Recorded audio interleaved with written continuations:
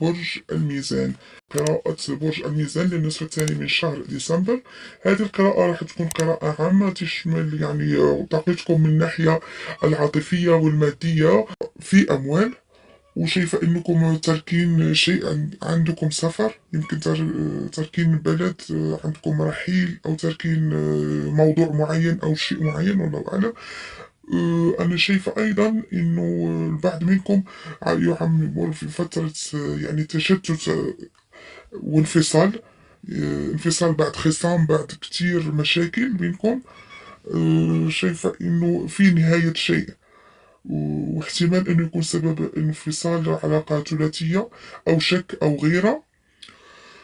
أنا شايفة أنكم عم تنهوا شيء وتبتدوا شيء آخر، يعني هناك طاقة موت أو بداية، يعني عم تنهوا شيء وتبدوا شيء تاني، يمكن عم تنهوا خلاف وتبتدوا علاقة جديدة.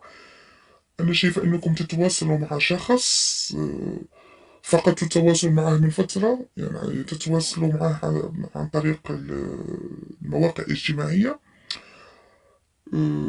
شايفة بالنسبة لحياتكم يعني الاختلاط اللي بينكم وبين هذا الشخص فقط عبر الانترنت أو عبر التليفون. في أنا شايفة إنه بالنسبة للصحة أيضا، أنا في أحذركم، انتبهوا لصحتكم وانتبهوا لصحة أفراد الأسرة. ممكن واحد من أفراد الأسرة، أو لا قدر الله حد تعرفوه متوفى. شايفة إنه في تنقل، ممكن إنكم تفكروا تشتروا سيارة أو بتتنقلوا كتير في السيارة.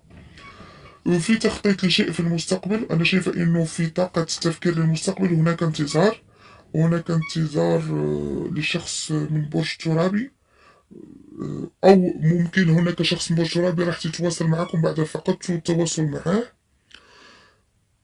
أو شايفة إنه في مبلغ مال راح يجيكم، وشايفة أيضا إنه في إعجاب، شايفة إعجاب من جهتكم ومن جهة الشريك. طيب يا برج الميزان، شوف شو نخبيلكم عن النصف الثاني. هذه في الأول. طيب كويس، طلع أول كارت، طلع كارت يعني فلوس، كارت يعني جايلكم فلوس، يعني راحة مادية في الطريق، هناك ارتياح. طيب أنا شايفة إنه بالنسبة لعلاقتكم عندكم، شايفة إنه في طاقة يعني، أنا شايفة إنه عندكم حابين إنكم تستشفوا من شيء، وحابين تبدوا شيء جديد. عندكم حيرة في اختيار، لأنكم تعرضتوا لكثير من الحزن. كان كتير، يعني أنا شايفة إنه في عندكم هروب من حزن. آه، هناك يعني امرأة كبيرة بالسن، هذه المرأة متحكمة في حياتكم شوية، يعني نوعا ما. أنا شايفة إنكم تبحثوا عن يعني عن عدل، عندكم في موضوع معين أنتم مظلومين منه، وهناك في خلافات، وعم تنتظروا الشيء، وهذا الشيء عم يجيكم، راح يجيكم. يا إما شخص تستنوا شخص يقدم لكم اعتذار، أو شي شخص يعني من برج ترابي، جميل جدا، انتم منجذبين له، او هو منجذب لكم، يمكن تكون قراءة عكسية. انا شايفة هناك في طاقة انجذاب في شخص في جديد وجميل، وانتم كمان يعني تحاولوا تهتموا بشكلكم ومنظركم الخارجي. بس انا حابة اقول لكم انه خفوا شوية من الاندفاع، انكم كتير مندفعين، حاولوا انكم تاخدوا شوية يعني تاخدوا وقتكم قبل ما تبينوا اي ردة فعل.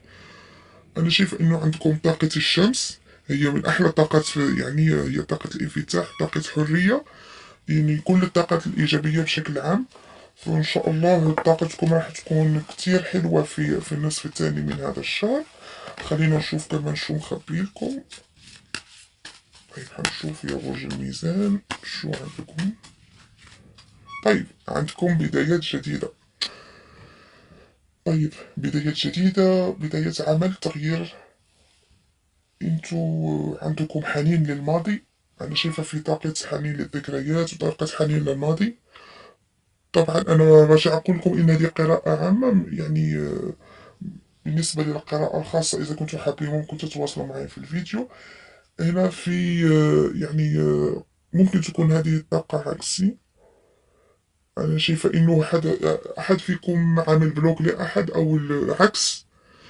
شايفة إنه كان عندكم في عراقيل تجاه شخص معين، أو ممكن أنكم اكتشفتوا خيانة شريك لا قدر الله، أو هناك في أشخاص يغاروا منكم وما بيحبوكم، يعني عندكم طاقة غدر وطاقة شر وحسد.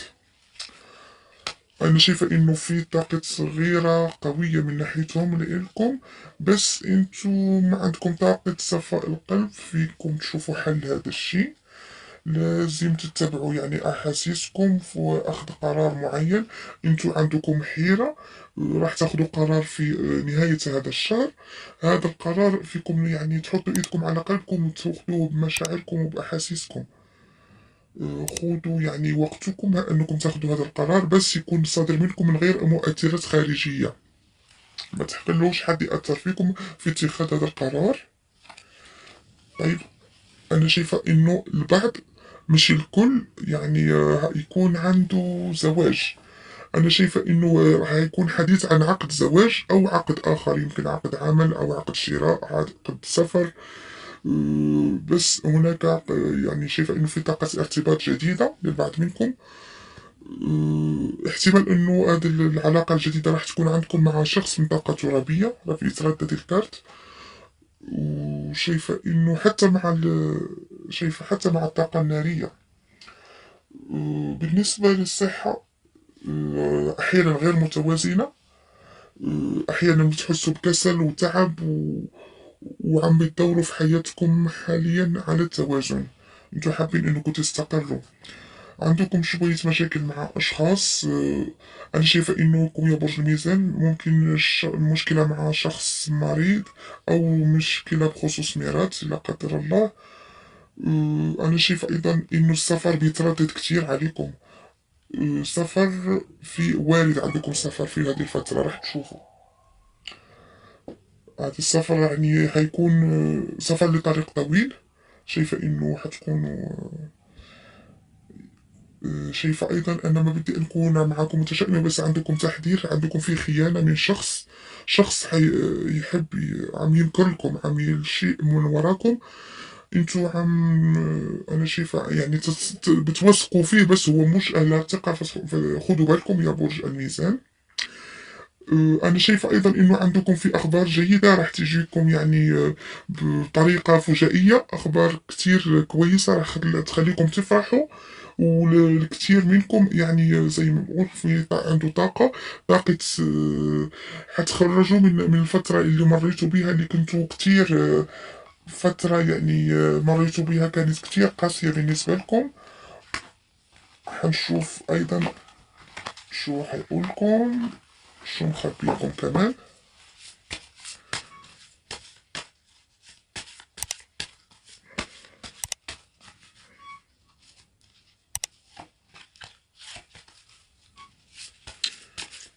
خير إن شاء الله.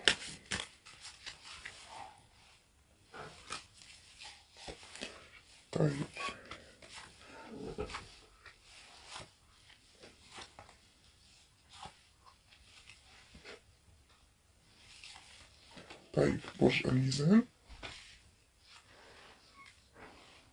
أنا شايفة إنه في شخص يطلب منكم فرصة، يعني طالب منكم إنه تعطوه فرصة، أو أنتوا تعطوا الشخص فرصة جديدة. طيب، أنا ممكن على فكرة يكون بينكم وبين الشريك اختلاف معين، إما باختلاف في وجهة نظر، يا إما بالأفكار أو بالعادات والتقاليد أو الديانة. وممكن إنكم تكونوا أنتوا في بلد وهو في بلد آخر، يعني حتى شايفين إنه عندكم بعض مشاكل من هذا النوع. أنا شايفة إنه في شيء يخص هنا يعني فلوس. في حد واخد عنكم فلوس وانتوا حابين انكم هو يعني بيطلبكم انكم تأجلوا، ما بيتوسل فيكم حتى يعني عنده زي ما نقول في شخص عنده مشكل مادي وحابب انكم انتوا ساعدتوه من قبل وحابب انكم تساعدوه مرة ثانية. حتحطوا في المشاكل. في واحدة يعني عندكم مرأة كبيرة في السن حابة هي بتحبكم كتير بس عندها شوية تحكم فيكم وانتم مو حابين هذا الوضع. بس صدقوني هي يعني بتحاول تديكم نصائح لمصلحتكم. حاولوا انكم تاخدوا كلامها بجانب من يعني بطيب خاطر ويكون عندكم وسع في صدركم حتى تاخدوا بنصايحها. انا شايفه كمان انه في حيره بالنسبه للناس المنفصلين، حيره رجوع. انا شايفه انه البعض منكم عايش فتره انفصال وحاسس بنفسه مش يعني مرتاح، بس هناك عنده عروض، يا اما عرض رجوع من الشخص يعني قديم في حياتكم، او عندكم عرض من شخص انتم تعرفوه بس ما كنتوش عارفين انه حابب انه يتقرب منكم ويدخل معاكم في علاقة عاطفية. بالنسبة للسفر أنا شايفة إنه السفر ده وارد كتير فالفترة بالنسبة لكم يا شهر الميزان راح تشوفوا حيكون عندكم سفر ما كنتم مخططين له أبدا. طيب بالنسبة للناس يعني اللي مرتبطين في علاقة رسمية أنا شايفه إنه عندكم راحة نفسية. عندكم في البعض منكم كان عنده خلاف وخصام مع الشريك، هذا الخلاف راح ينتهي مع نهاية السنة. حيكون الشريك راح يقدم لكم هدايا يعني بالنسبة لرأس السنة، أو يعني حتكون علاقة ودية. حيكون حتوضعوا حد للنقاشات اللي كانت. الكثير منكم كان عنده نقاشات في المدة الأخيرة، راح يكون لها يتحط لها حد والمياه راح ترجع لمجاريها. شايفة انه طاقتكم كتير كويسة في هذا النصف الثاني من هذا الشهر. ان شاء الله هتكون طاقة ايجابية وراح يعني تنعكس على علاقتكم مع الناس وعلاقتكم في شغلكم. هتكون مردودية كتير، فلوس جاية ان شاء الله. بس انا شايفة انكم تاخدوا بالكم. هذا الكارت الاخير اللي فاضل لي في ايدي، خدوا بالكم من شخص يعني هو في محيطكم ما بيحبكمش. صونوا لسانكم وما تكلموش اي حد في اي حاجة. حاولوا انكم اذا كان عندكم اسرار تخلوهم لنفسكم.